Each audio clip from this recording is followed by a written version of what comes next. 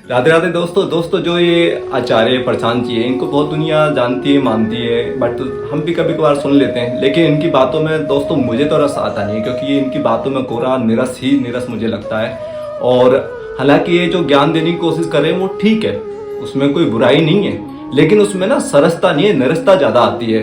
अहंकार होता है, पता नहीं यार। एक तो 1-1.5 घंटा कैसे इनको लोग सुन लेते हैं, क्योंकि बातों को कंफ्यूजिंग ज़्यादा करते हैं। अब इन्होंने एक श्लोक लिया है गीता जी का कि यदा यदा ही धर्मश्च ग्लानि भवति भारत अभ्युत्थानम धर्मश्च तदात्मानम सृजाम्यहम्। इसका अर्थ है कि जब जब धर्म की हानि होती है ना, तब भगवान किसी न किसी रूप में वो प्रकट होते हैं उस अधर्म का विनाश करने के लिए।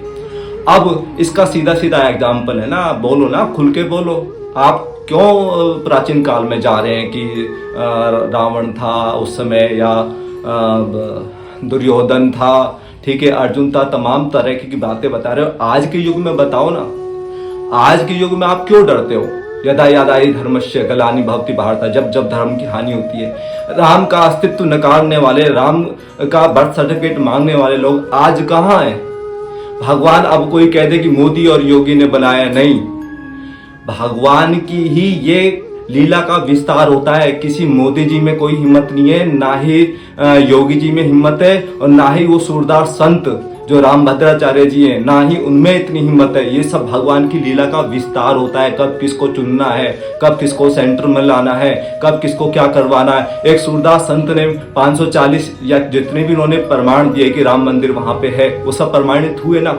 तो क्या किसने किया? वो शक्तियां कहां से आ रही है? वो सब शक्ति भगवान की है। भगवान अप्रकट रूप में भी अपना प्राकट्य दिखा देता है। तो इसमें ना तो बीजेपी को सोने की जरूरत है, और ना कांग्रेस को दुखी होने की जरूरत है। अब खुल के बोलो ना, जब जब धर्म की हानि होती है तो इस प्रकार के भगवान अपने आप को प्रकट करते हैं। और जिस दिन इस प्रकार के जो ये आते हैं लोग, जिनको भगवान चुनते हैं, इनमें भी सामर्थ्य नहीं होगा, तो उस दिन कलगी का अवतार होगा। तो ये इसमें बताया गया है सीधा सीधा सा कि जब जब धर्म की हानि होगी तो भगवान किसी न किसी रूप में अपनी शक्ति से अपना कार्य कराएंगे।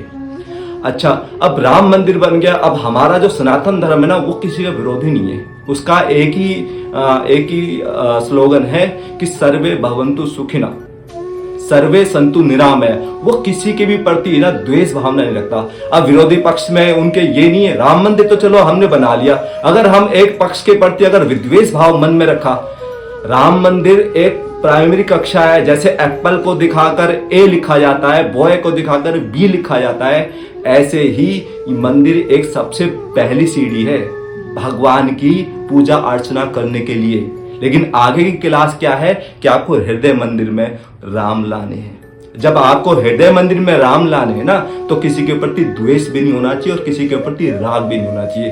कांग्रेस के प्रति द्वेष नहीं होना चाहिए और बीजेपी के प्रति राग नहीं होना चाहिए, क्योंकि ना इसमें कांग्रेस का कोई दोष है, ना इसमें किसी बीजेपी का कोई दोष है।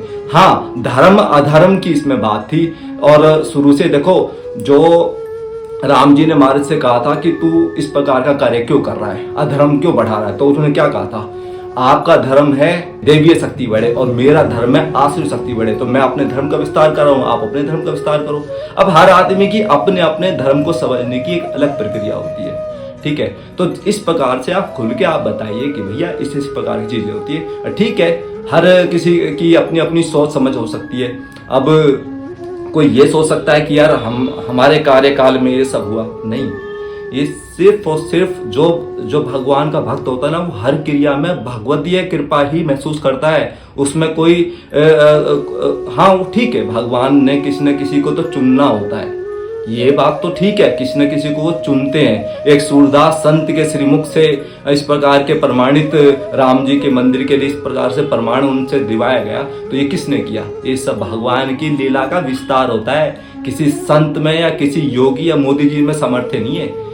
और मेरे को यही लगा कि यार ये पता नहीं, इनकी बातों में कंफ्यूजन ज्यादा रहता है और आदमी पता नहीं कैसे पकते हैं, किस प्रकार से इनको सुनते हैं। ठीक है, हालांकि इनका कहने का जो उद्देश्य होता है ना, लगभग मेरे हिसाब से ठीक ठाक ही होता है, लेकिन मुझे जो पर्सनली सुनने में यार निरस लगता है, क्योंकि मेरे बस की तो नहीं है इनको 1.25 घंटे इनको हम सुने या इनको झेले, क्योंकि इनकी जो फिलोसफी जो मैंने सोची समझी है ना, ये आधुनिकता में ज़्यादा विश्वास करते हैं। ठीक है, भगवान श्री कृष्ण कौन है, अहम क्या है, अहम 2 ही एरिया है। एक अहम क्या, शरीर को मैं मानना ये अहम है, आत्मा को मैं मानना ये वास्तविकता है। ठीक है, जिसने जो शरीर को अहम मानते रहे, वो चाहे हिरण्यकशिपु रही जिसने अपनी पूजा करवाने के लिए पहले हाथ प्रताड़ित किए, और ऐसी रावण ने अपने आप को पता नहीं क्या समझते थे। तो जो अपने आप को आत्मा भगवान का दास समझता है, भगवान का भक्त मानता है, वो अहम से परे है, और जो अपने आप को शरीर मान के संसार को अपना मानता है, वो अहम से भरा हुआ है। अब वो कोई भी हो सकते हैं, आचार्य प्रशांत भी हो सकते हैं, मैं भी हो सकता हूँ। ठीक है, तो ये एक छोटी सी व्याख्या थी। यदा यदा ही धर्मस्य, जब जब धर्म की हानि होती है तो भगवान किसी न किसी रूप में उस लीला का विस्तार करते हैं। बंदा ये सोच लेता कि मैंने किया, बंदे के अहम ने ये वहम पाल रखा है कि तूने सारा कारवा संभाल रखा है। तो भैया सब कार्य भगवान की लीला का विस्तार होता है, कब किससे क्या कार्य करवाना है ये भगवान जानते हैं। ठीक है ना, तो एक छोटा सा विश्लेषण था इस पूरे जो श्लोक का गीता जी के।